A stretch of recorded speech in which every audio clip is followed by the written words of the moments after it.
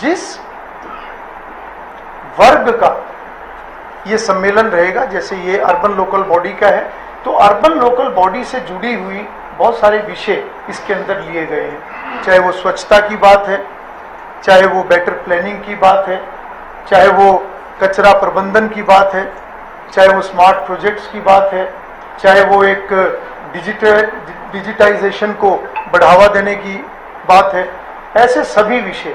और उसमें लोकसभा के माध्यम से सभी राज्यों से जो उनकी अच्छी प्रैक्टिसेस है, जो वहाँ पर उन्होंने अडॉप्ट की है, वो भी बुलाई गई हैं और उसमें शॉर्ट लिस्ट करके वो भी वहाँ पे दिखाई जाएंगी, ताकि हर राज्य में क्या अच्छा इस प्रकार का कार्य है वो बाकी राज्य भी उसको देखें और उसको अडॉप्ट कर सकें।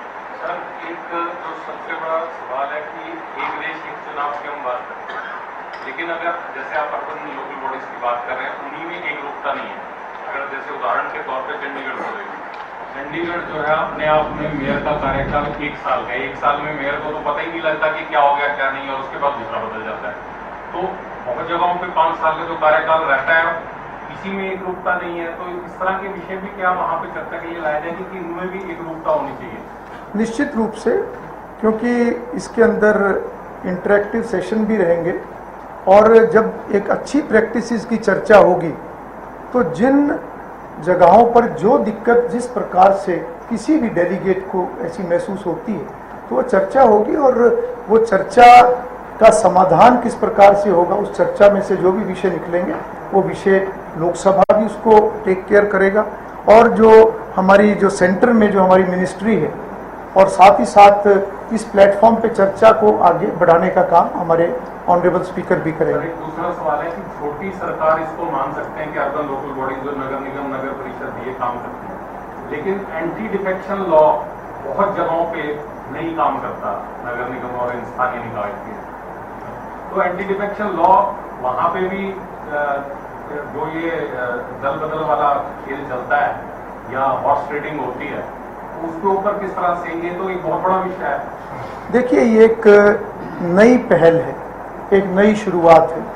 हरियाणा में क्या प्रैक्टिसेस हैं, हरियाणा के अपने नियम कानून क्या हैं, महाराष्ट्र के नियम कानून क्या हैं, नॉर्थ ईस्ट के राज्यों के क्या हैं, ये इस प्रकार के जो सम्मेलन जो लेजिस्लेचर के द्वारा इसकी शुरुआत की गई है, उसका हेतु भी ये है कि इस प्रकार के जो अच्छी प्रैक्टिसेस है वो भी लाइट में आए, और जहां जिन राज्यों में अभी उस स्तर पर उनकी वर्किंग नहीं आई है या उस स्तर के कानून या उस स्तर की प्रैक्टिसेस अभी उन्होंने नहीं अडॉप्ट की हैं, तो वो भी चर्चा में आएंगी।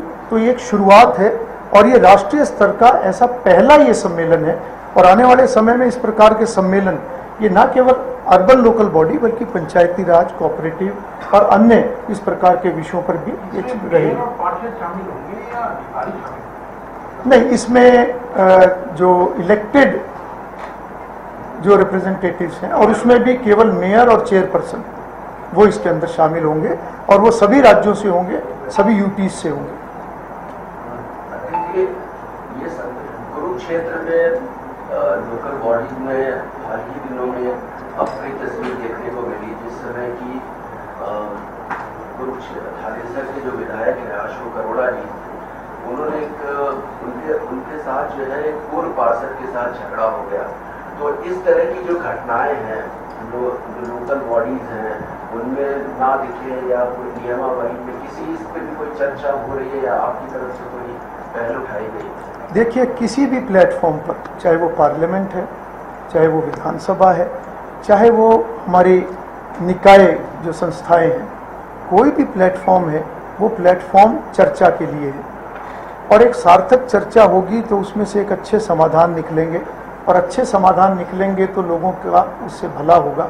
मैं समझता हूँ कि इस तरह की घटना नहीं होनी चाहिए, और अगर इस प्रकार की कोई घटना अगर होती है तो उस घटना का फिर आगे जो भी एक प्रोसेस होता है उसके तहत वो विषय आगे बढ़ता है।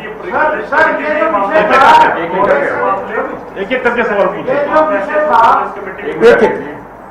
ये मामला प्रिविलेज कमेटी को की तरफ से गौर किया गया है, इससे पहले भी कई मामले ऐसे रहे होंगे जो प्रिविलेज कमेटी, कोई नंबर है सर कितने मामले आज तक प्रिविलेज कमेटी के अंदर गए और उस पर क्या एक्शन लिया गया विधानसभा में? देखिए, इस प्रकार के कोई भी केस जो विधानसभा के संज्ञान में आता है तो उसमें जो भी प्रिविलेज अगर उसमें ब्रीच ऐसा होता है तो उसको प्रिविलेज कमेटी को रेफर किया जाता है और प्रिविलेज कमेटी फिर उसको पूरी विस्तार से उसकी जानकारी भी लेती है और जो एक्शन लेना होता है एक्शन भी लेती है। समय समय पर इस प्रकार के जब भी केसेस आते हैं तो वो टेकअप होते हैं। कोई नंबर्स हैं सर इसके?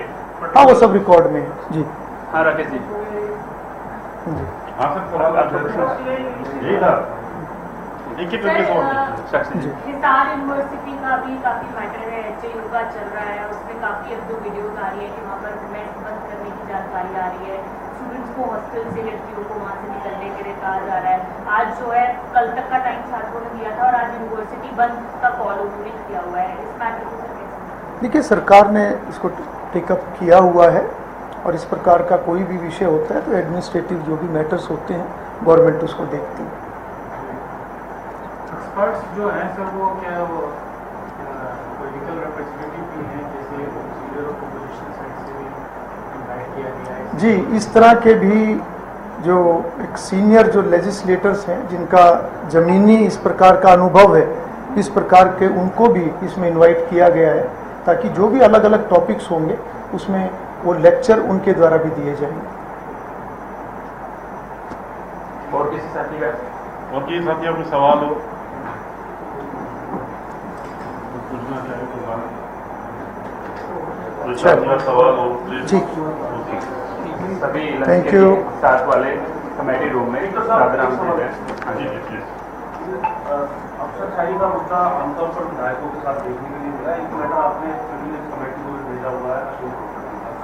एक और कल मैटर हुआ है जहाँ BDPO की तरफ से एक जो विधायक है उन्हें अंदर बैठने की जगह दी गई, वहाँ ताला लगाना पड़ा। ऐसे मैटर बार बार रिपीट हो गए। इसको लेकर के आपके पास जब शिकायत आती है, हालांकि कमेटी को भेज दिया जाता है लेकिन उसमें जो डिले होता है, ये भी जस्टिस की बात है, वो भी डिले। देखिए, एक प्रक्रिया होती है और विधानसभा की अपनी एक सिस्टम है।